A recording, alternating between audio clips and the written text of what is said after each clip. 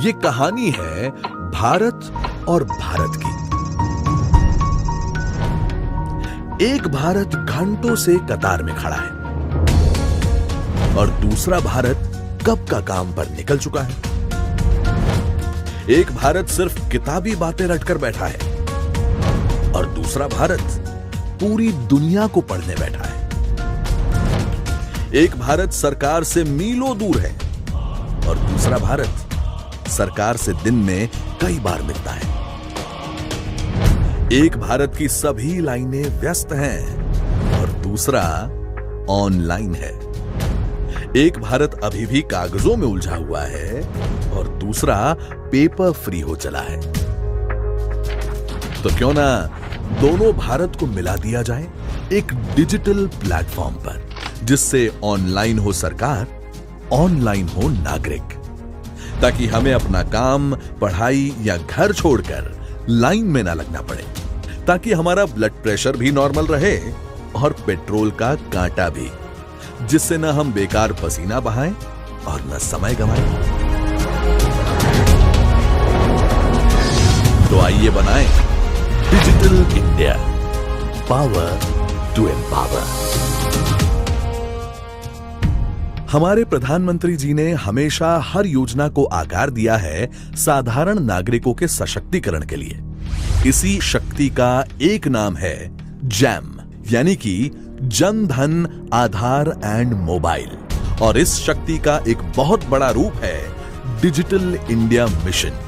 देखिए, digital India मुहिम को देश के कोने कोने तक पहुंचाने के लिए सबसे पहले जरूरी है एक एक नागरिक की डिजिटल पहचान, जो कि उसे मिल रही है आधार कार्ड से।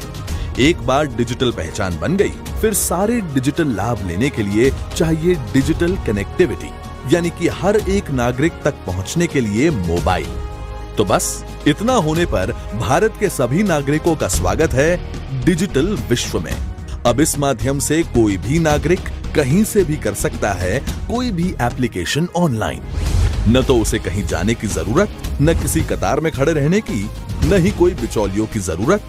आपकी की गई एप्लीकेशन बिल्कुल सुरक्षित होगी, क्योंकि आप उस पर करेंगे ई साइन। एप्लीकेशन तो कर दी, पर उसके साथ जो डॉक्यूमेंट्स देने होंगे उसका क्या?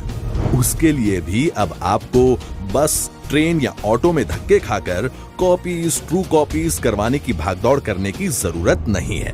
अब आप ये काम भी कर सकते हैं ऑनलाइन डिजिटल लॉकर के जरिए, क्योंकि अगर एक बार आपने अपने महत्वपूर्ण डॉक्यूमेंट्स डिजिटल लॉकर में रख दिए, तो फिर आप उन्हें आजीवन कभी भी, कहीं से भी, किसी के भी साथ शेयर कर सकते हैं। हाँ, अगर कहीं किसी परिस्थिति में आपको पेमेंट की जरूरत आन पड़ी, तो वो भी आप कर सकते हैं सरकार के पे गव के माध्यम से। और पेमेंट का रिकॉर्ड भी आपको मिल जाएगा आपके जन धन बैंक खाते से।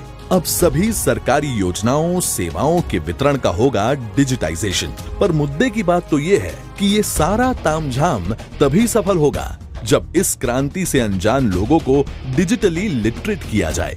इसीलिए देश में बहुत बड़ी एक क्लास शुरू हुई है। क्लास का नाम है नेशनल डिजिटल लिटरेसी मिशन, जिसमें करीब 3 करोड़ लोगों को शुरुआती कंप्यूटर और इंटरनेट की तालीम दी जा रही है। साथ ही में माई गव जैसा प्लेटफॉर्म भी है।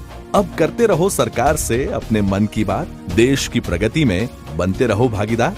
और किसानों के लिए तो डिजिटल इंडिया प्लेटफॉर्म एक बहुत बड़ी क्रांति साबित होगा, क्योंकि इसी प्लेटफॉर्म से देश की विभिन्न किसान मंडियों को जोड़ा जाएगा। साथ ही में हमारे दूर दराज के किसानों को अब मौसम की जानकारी, बीज, खाद और ऐसी तो अनेक प्रकार की जानकारियां और मार्गदर्शन मिलेंगे ऑनलाइन। तो अब बढ़ेगी आमदनी और ऊपर आएगा उनका जीवन स्तर।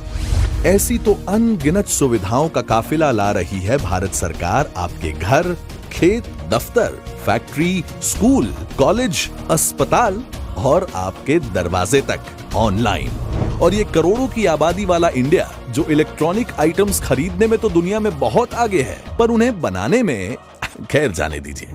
पर अब मेक इन इंडिया और डिजिटल इंडिया के संगम से भारत बनेगा विश्व का एक बड़ा इलेक्ट्रॉनिक मैन्युफैक्चरिंग हब।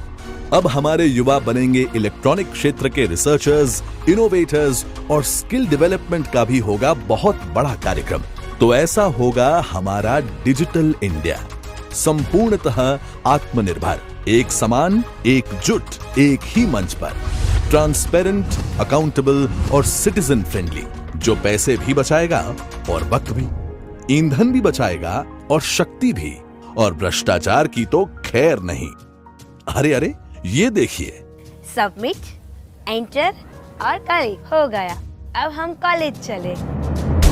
अरे ये तो वही है, वो दूसरा Bharat, paper free, line free, tension free.